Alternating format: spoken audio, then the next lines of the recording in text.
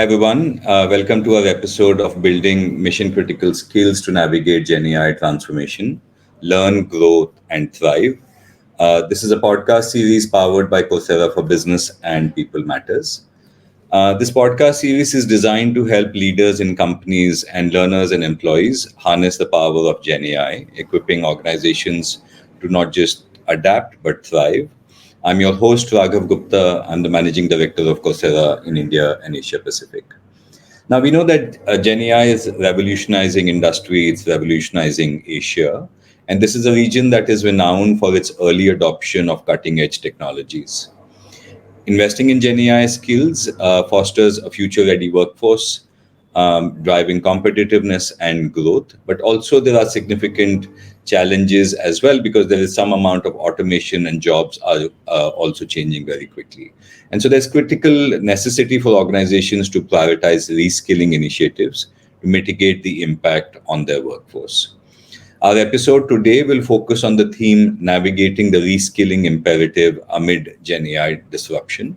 And what we will do today is explore very practical strategies to provide structured reskilling pathways, ensuring employees can transition seamlessly into how the new roles are evolving while we retain and harness invaluable talents that our workforces have.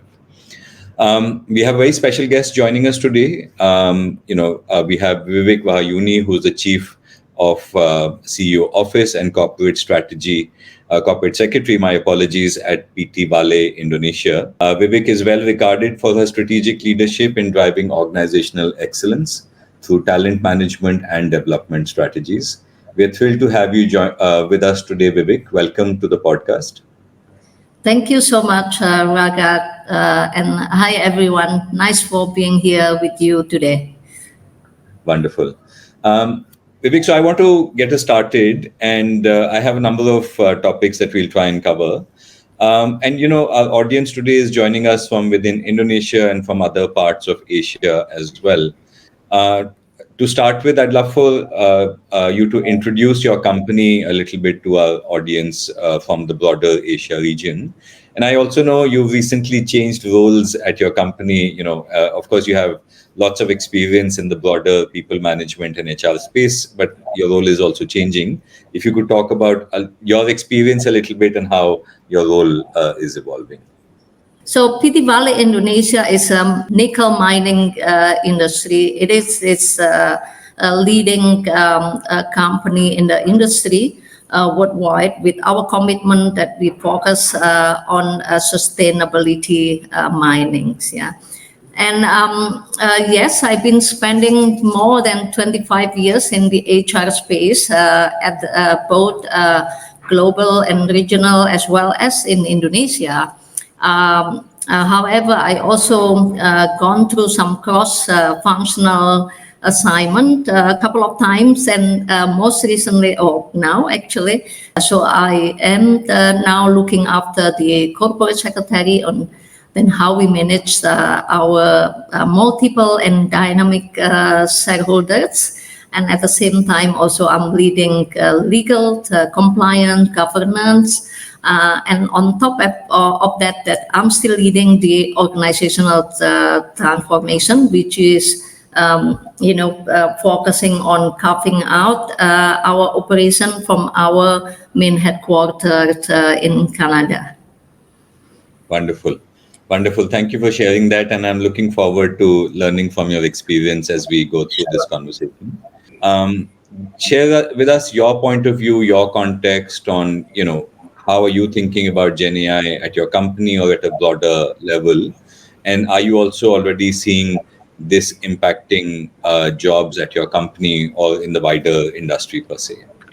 Yeah, sure. So first of all, I like to get out of, the way first that the big majority what I'm going to be discussing today is based on my experience in the previous organization, Home Credit Indonesia, which is very well known financial services institution in Indonesia, that it's much more relevant to our context about job in financial services sectors where we utilize the majority or 96% of the total population is Gen AI. Yeah. Well, so maybe some of the L&D practices from Vale Indonesia itself that we are prominent industry leading nickel miner. Maybe I'll insert it whenever it's relevant. Yeah. So going back to your questions about what way and how Gen AI will impact job today. So what I can share with you all that at the moment it is already a big trend, and taking some of the big place in the industry. For example, the automation of the routine tasks. Yeah, the Gen AI can automate many routine and repetitive tasks such data entry, report generation, basic customer service inquiries. So this certainly could reduce the need of human intervention in the area, and allowing the employees to focus on more complex and strategic activities. Yeah. And then another thing is related to the enhancement of the customer service area. So the AI-powered chatbot, for example, and also virtual assistant can provide 24/7 customer support, handling queries and processing transactions, offering financial services, financial advice based on individual and customer data. So certainly this also will improve customer experience and can reduce the workload on customer service representative. Another area that we heard all the time, it is also the increased capability about the risk management. So AI certainly can analyze the vast amount of data and identify pattern, and to also predict potential risks, right? So this will allow financial institutions to manage risk more effectively and make data-driven decisions. Role in risk assessment and management may evolve to include more oversight and interpretation of AI generated insight. Another thing that I like to mention is about fraud detection and prevention, right? So generative AI can enhance fraud detection system by continuously learning from new data and identifying unusual patterns that may indicate fraudulent activities.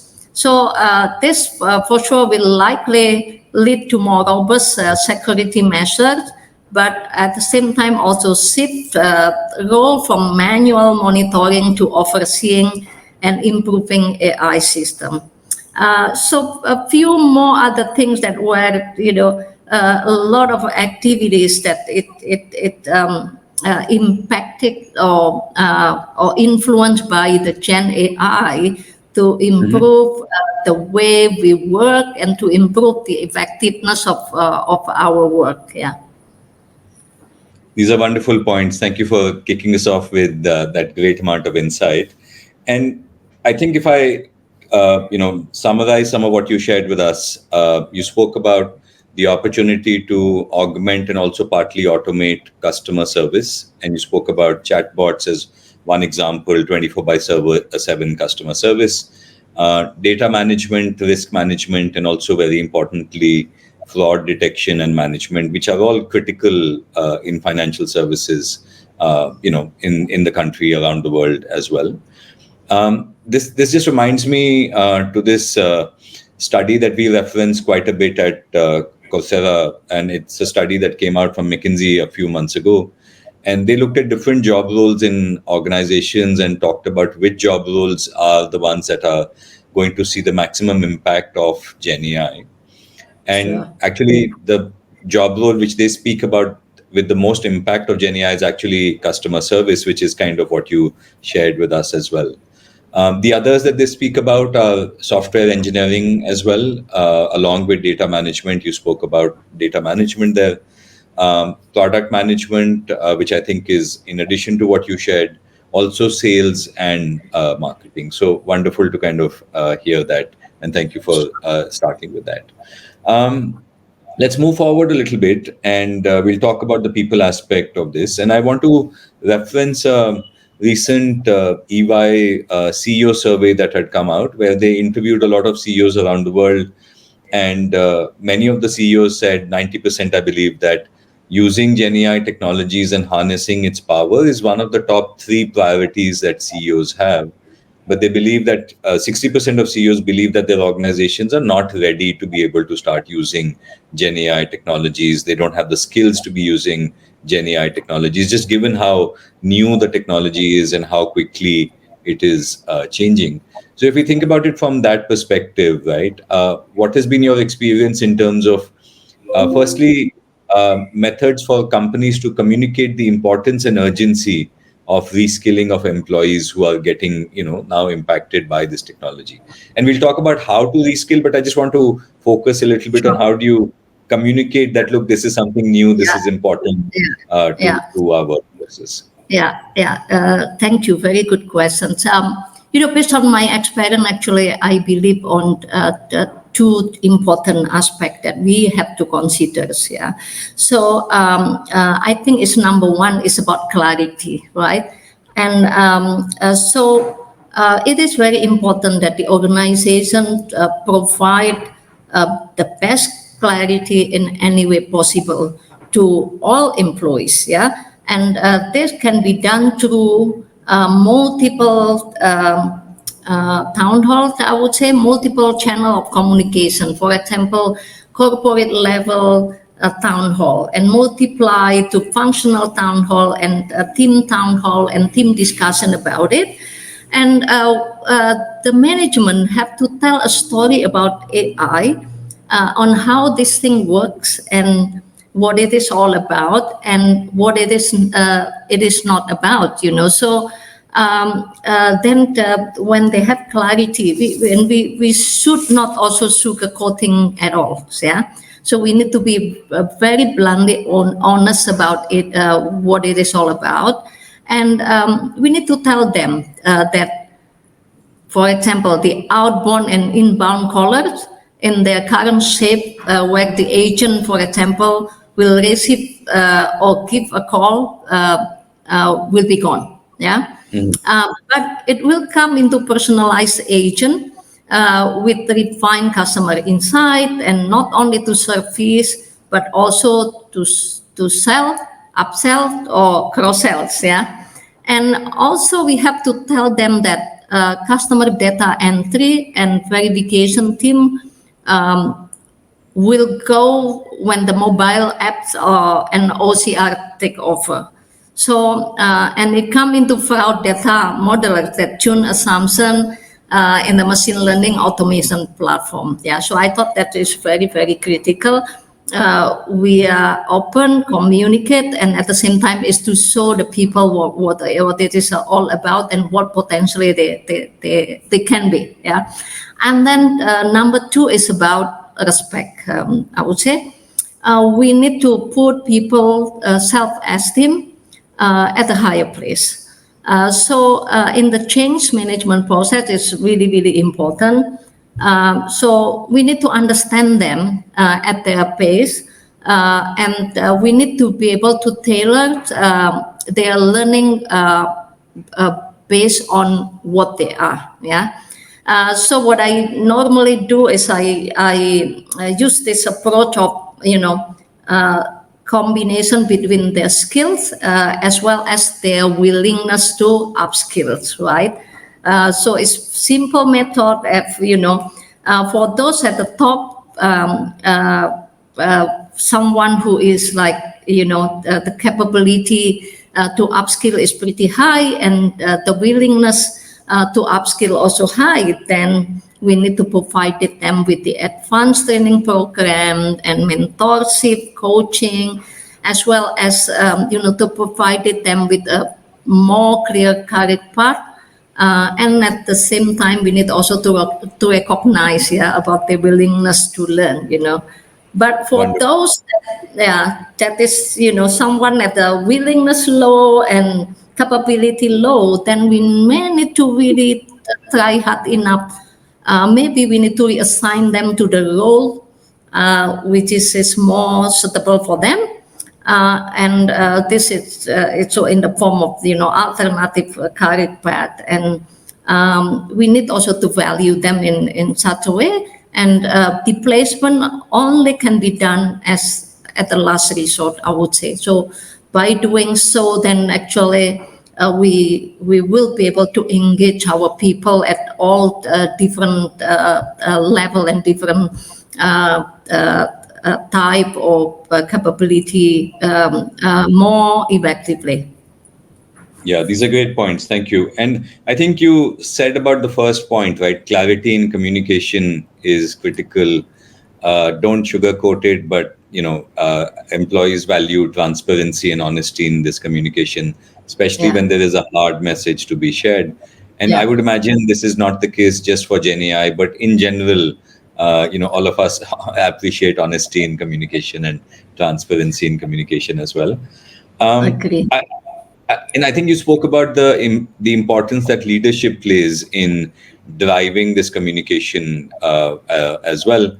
I can share that possibly at Coursera, our CEO might be the world's most Gen AI enabled CEO, and he, in his actions, talks a lot about how he's building his own ability to learn this technology, use this technology.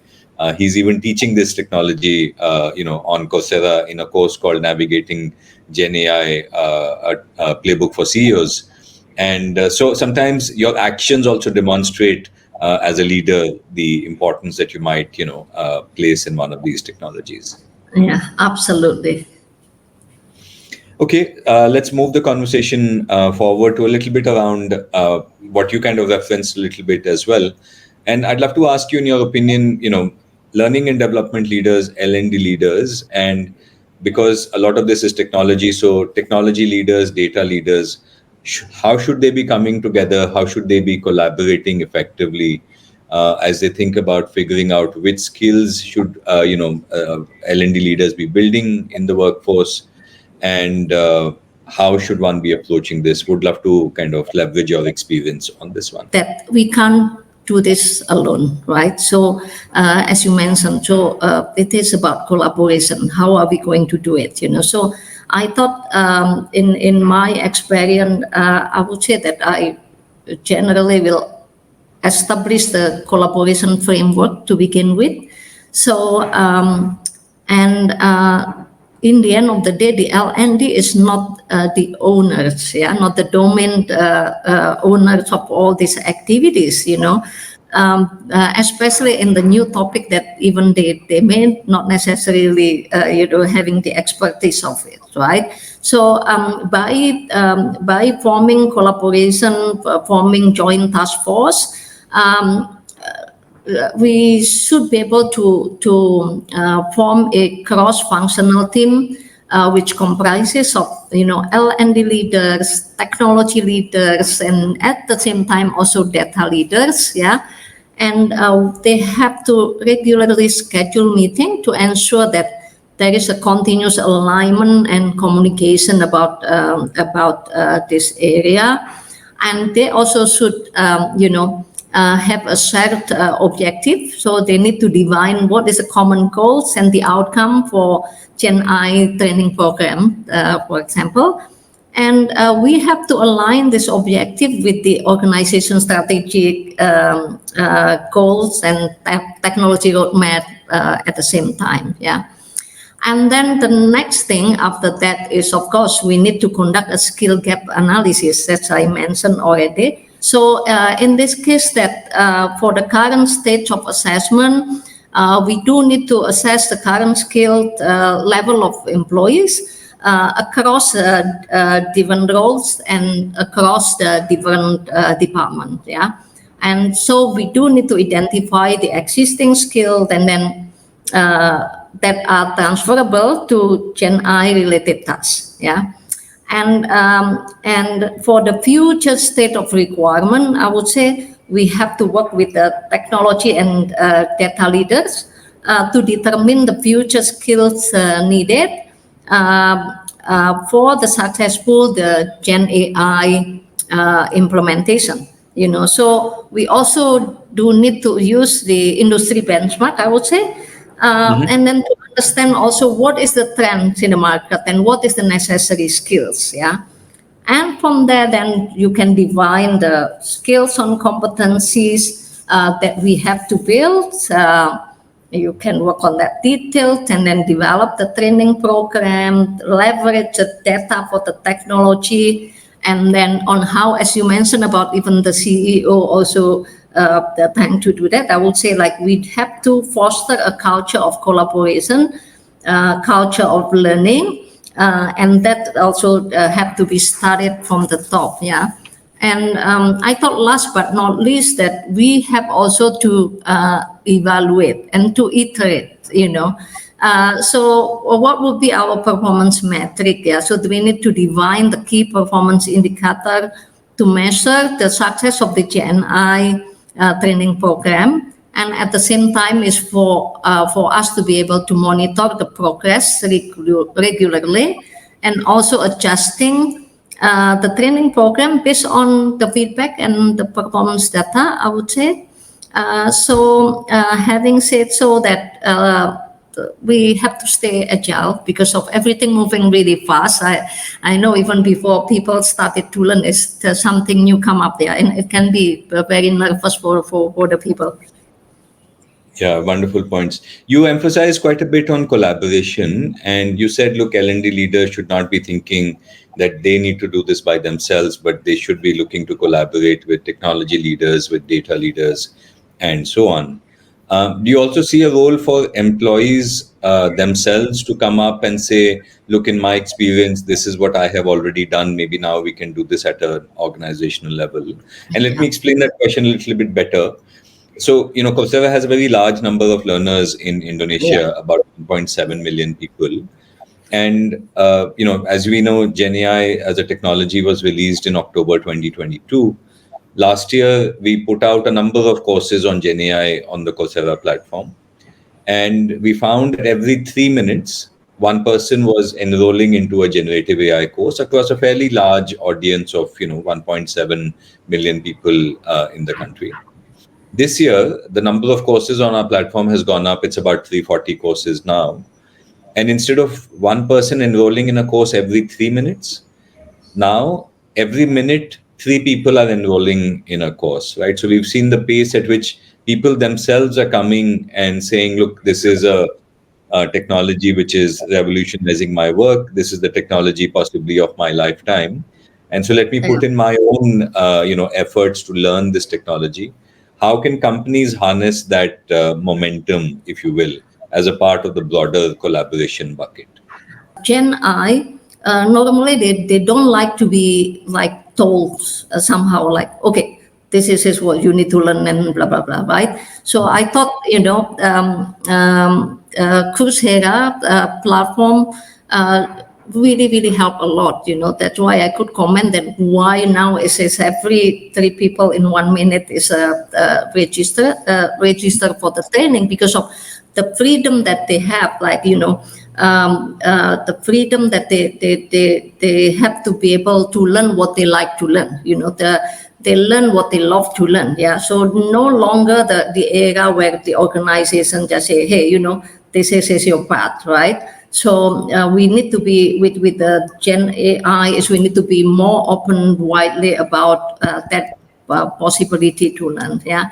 So going back to collaboration, for sure that we have to.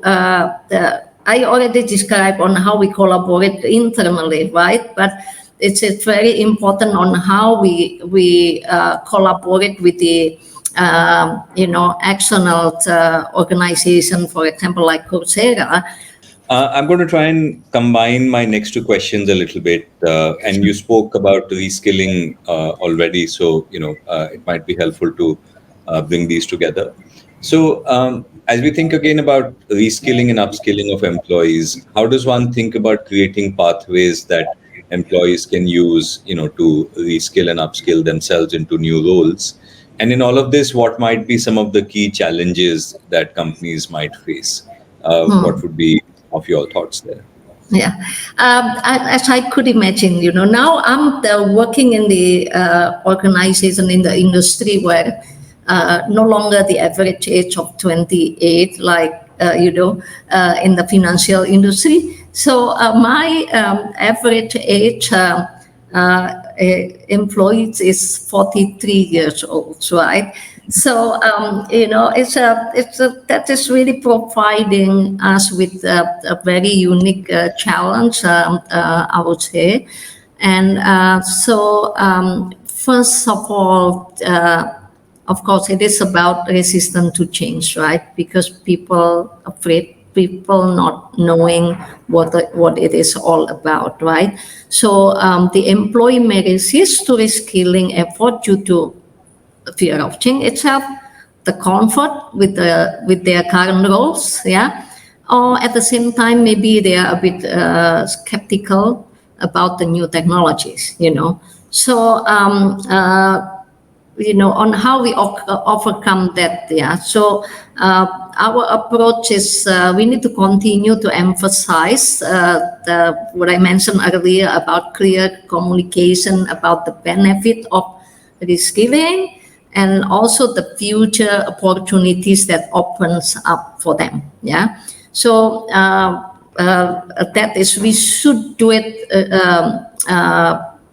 continuously and relentlessly. Yeah. And then the next challenge is in terms of identifying the skill gaps. So it's not easy to find the current skill gap pretty accurately.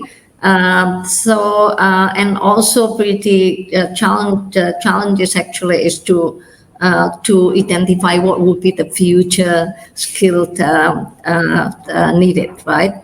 The way we approach it, that we need to conduct a bit more comprehensive skill assessment and also gap analysis, so then we can determine the specific skill required for the future role that is available, right? And this, as I mentioned earlier, we need to use industry benchmark, consulting firm, and the providers like Coursera, I would say, yeah. And another challenge is related to resources constraints, right?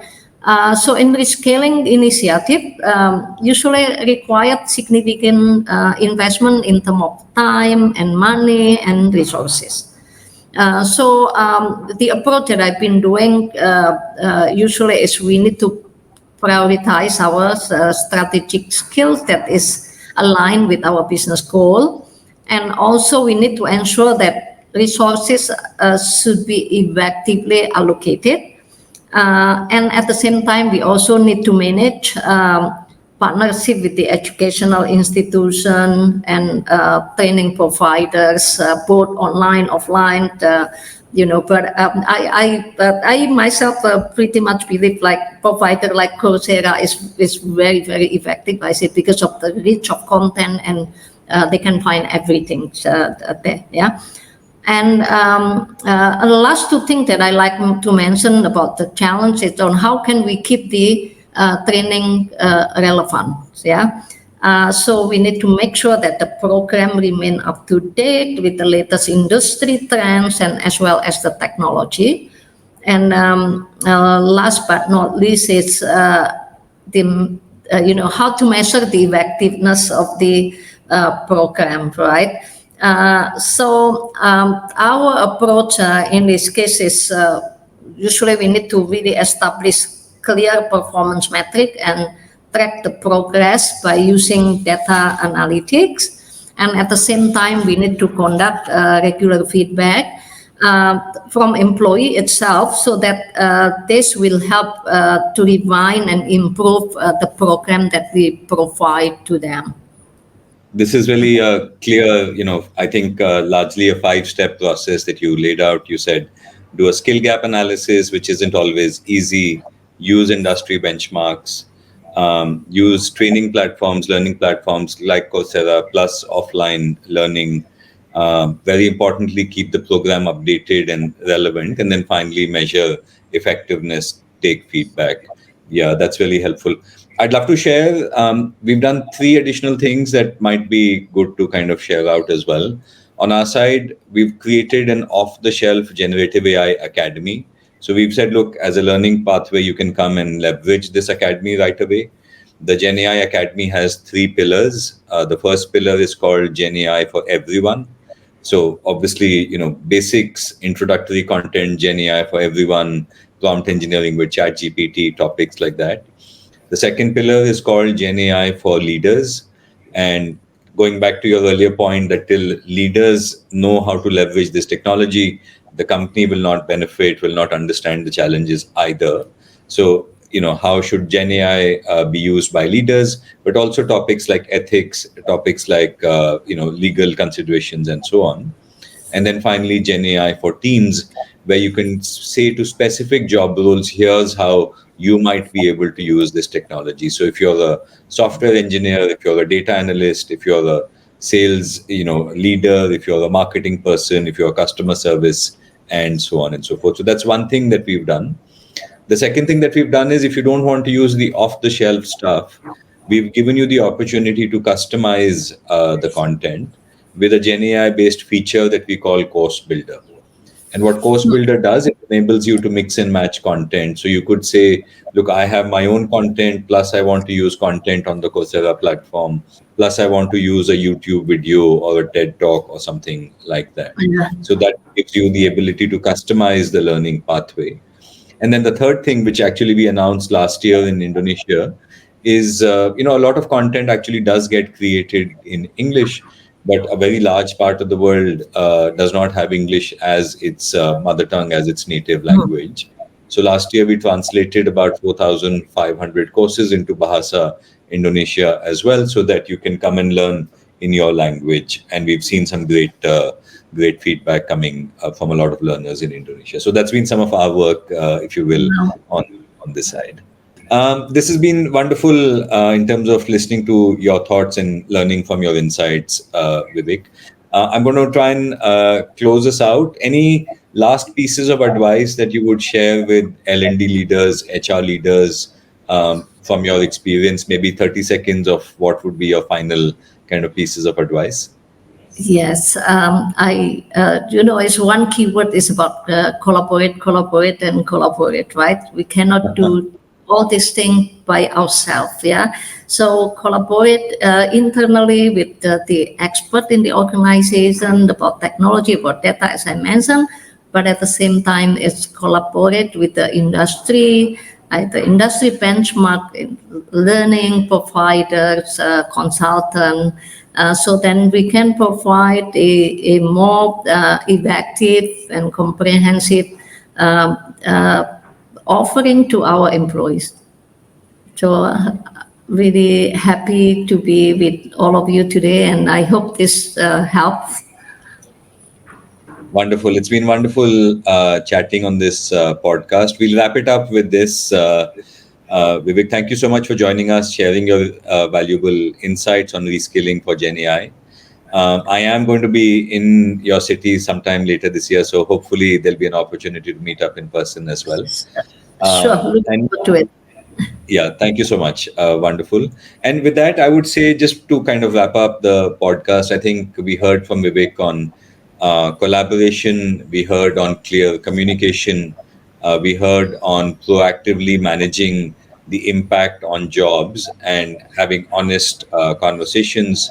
You spoke about L&D leaders collaborating with tech and data leaders as well, and building cross-functional partnerships, and all of this hopefully enabling organizations to successfully prepare the workforce for leveraging the power of Gen AI and driving some of this transformation as well. I'd love to thank all of you for joining us today. We hope you found the session insightful and relevant, and hopefully we'll see you next time. Thank you. Thank you.